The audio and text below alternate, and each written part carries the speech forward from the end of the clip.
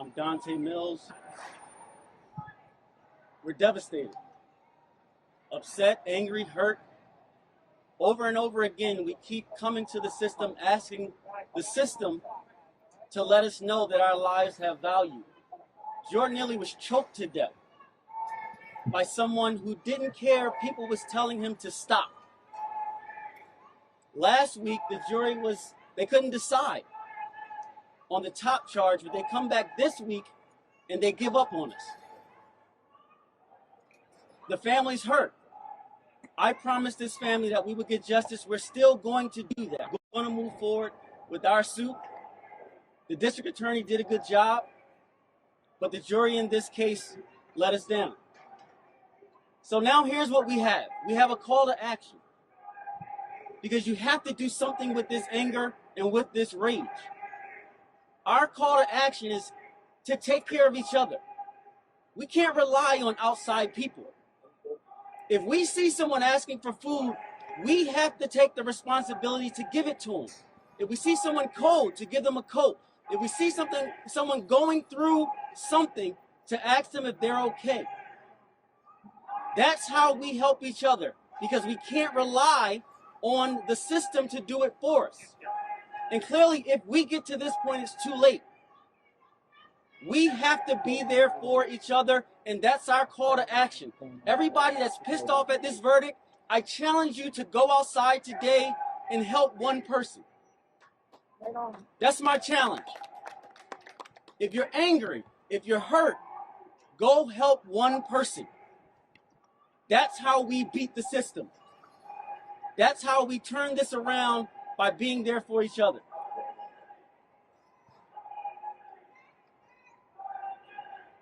I just want to say, I miss my son. My son didn't have to go through this. I didn't have to go through this either. It hurts. Really, really hurts. What are we going to do, people? What's going to happen to us now? I had enough of this. The system is rigged. Come on, people. Let's do something about this. Let's do something about it. Too often, we have Eric Garner's mother here. There's too often this is happening, where we're left alone in this society. We got to stop that. We have to change how we impact each other. Jordan came on that subway car. The first thing he asked for was food, and he was killed. And the person who killed him was not held responsible. We cannot allow this to keep happening.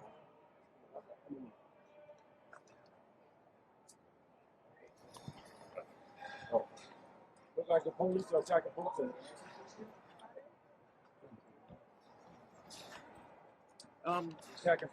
Good morning, everyone. Here we stand once again in front of this unjust system. I stood here 10 years ago because they did not give justice to my son with the chokehold. I fought hard to get the anti-chokehold bill passed, which did pass. But it shouldn't only be for police officers, it should be for civilians also. No one deserves to be choked to death. And you know, we're in that courtroom and people are cheering for the verdict. They made the loudest noise, the judge did nothing. But when his father spoke out, they put him out the courtroom. Is that justice? Or what?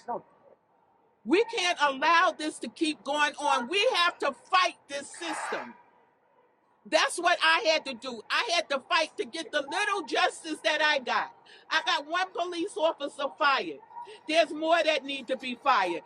But I tell this family, do not give up, because that's what they want you to do. They want to discourage you, just like they tried to discourage me. But 10 years later, I'm still fighting. And I'm not only fighting for myself, I'm fighting for families like yourself. That's why I have to come out when this injustice is done. If this had been the other way, If your family had murdered this so-called innocent guy now, it would have been a different story. He would have been in jail or would have never came out. But they don't do the same to us. It's two justice systems. You know that. And we have to stop this. And the only way that we can stop it is to stand together. Those of us who are against what happened, we have to speak up. We can't treat this just like another news story, not another press conference. We have to speak out, speak up, and stand up. So I just say today, we did not get justice once again.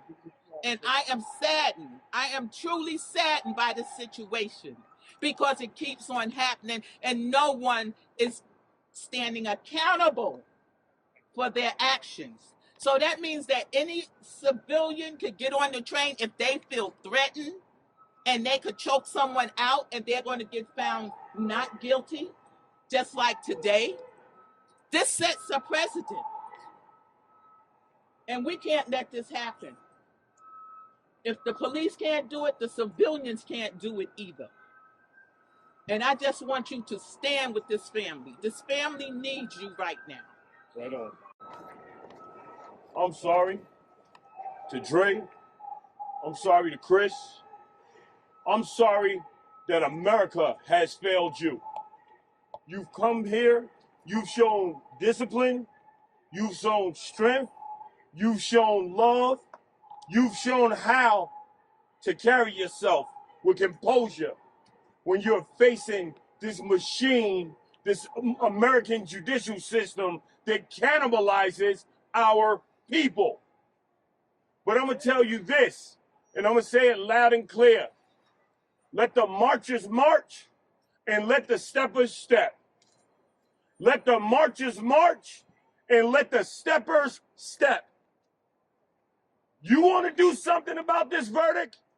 Then you go into your neighborhood and you promote Black unity. Black people, we are all we have. This system protects every other group except for the very people that built this country. Say it. Every group that comes here gets privileges, gets benefits, except for the very people whose fingerprints are on the bricks that built this country. There is no love for Black people. There is no love in the system. How can you make a moral appeal to a people that have no moral code? How can you preach love to racists? That got Dr. King killed. How can you promote love to a nation that is built on theft and genocide? That's right. What we preach is unity, Black unity. Stop begging this system to justify our lives. Stop begging this system for justice. When things happen to you, you step up and defend yourself. Just like everybody else seeks justice on their own, just like everybody else has vigilantes, we need some Black vigilantes. That's right. People want to jump up and choke us and kill us for being loud. How about we do the same when they attempt to oppress us? Right. I'm tired. Tired. I know you're looking for us to be like, oh, go and march. Go and march. No. This weekend, I want you to hold a community event everywhere from the Bronx to Houston to Seattle to Florida. Black people hold community events and talk about what you need. And talk about how to fix your issues. If the Black politicians come, don't let them in. If they come, do not let them come and take over your fight for justice. Why? Because out of all the Black politicians who said something about this initially, none of them came to court. I'm sick of these people playing with our lives, our children's lives. Black people, if you are serious about yourselves, you will take your education serious. You will open schools in your community. You will take your health serious and teach your people about health. You will take your self-defense serious. And you will defend yourselves in your communities. You want to take the information that's disseminated seriously? Then you will start your own media outlets. Because if America knew that Daniel Penny lied to the judges 5 times, lied to the cops 5 times, if they knew that all the people jumped off the train who were afraid within 30 seconds, and Daniel Penny choked them for 5.5 minutes, if they knew the truth, everybody would be on the side of justice except for the racists. The people who are happy that Jordan Neely is dead. Unify yourselves. We will be putting out information on how to unify yourselves, but this ain't about us. This is about justice. So there'll be no more Eric Gardners. So there'll be no more Jordan Neelys. So we will be a united front and a community.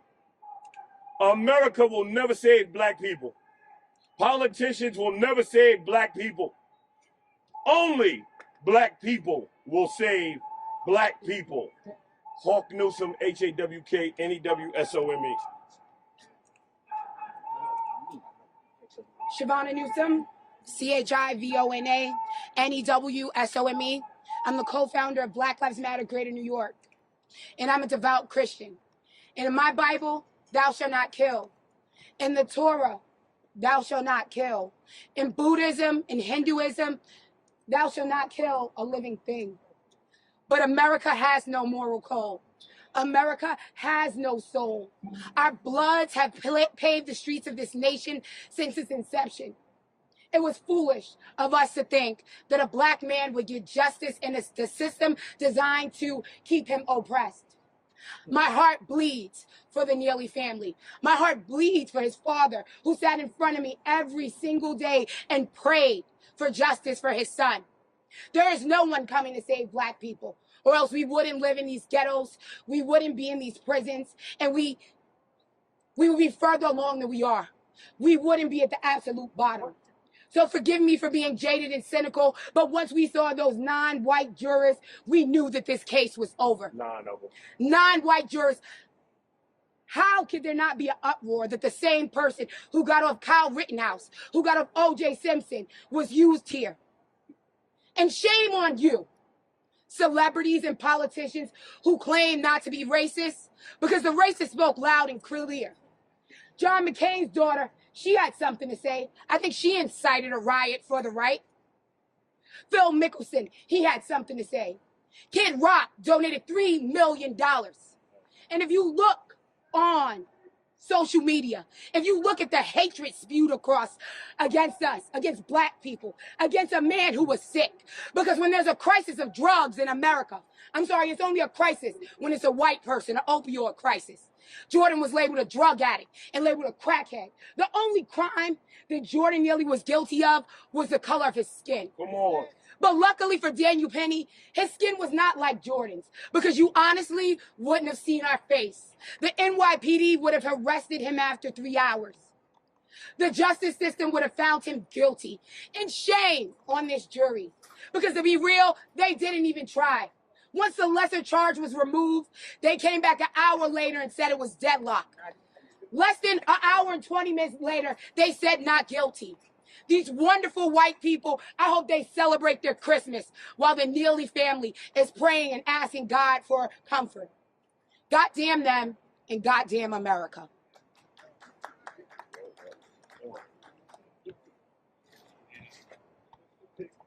And when I say unto the wicked, thou shalt surely die, because thou givest him not warning, nor speaketh to warn the wicked of his wicked ways, his blood shall I require at thy hand.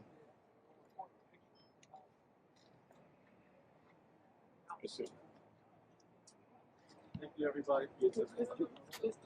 Zachary. My name is Rev. Ron McHenry. I'm with the National Action Network. We are outraged by this verdict that we've heard today.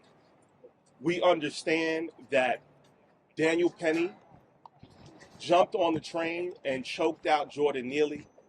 We understand that he was homeless. We understand that he cried out for food. But if we allow for regular citizens to choke out anybody on the train just because they feel uncomfortable, then what sort of precedent are we setting for the rest of America? We cannot allow for people to be lynched in this age. We cannot not allow for an era of injustice to continue. Even though this verdict did not go the way we wanted, we will continue to mobilize. We will continue to fight in the way Dr. King fought, in a nonviolent way. So we urge everyone that is listening to mobilize, to galvanize together, because the fight is not yet finished for justice. Someone argued in the courtroom that no justice, no peace is a threatening chant. Dr. King said this, that peace is not merely the absence of tension, but the presence of justice. If we can't see justice by this system, then there is no peace in America, and we will continue to fight until we see the peace that Dr. King talked about is realized in this day and age. Justice for the Neely family.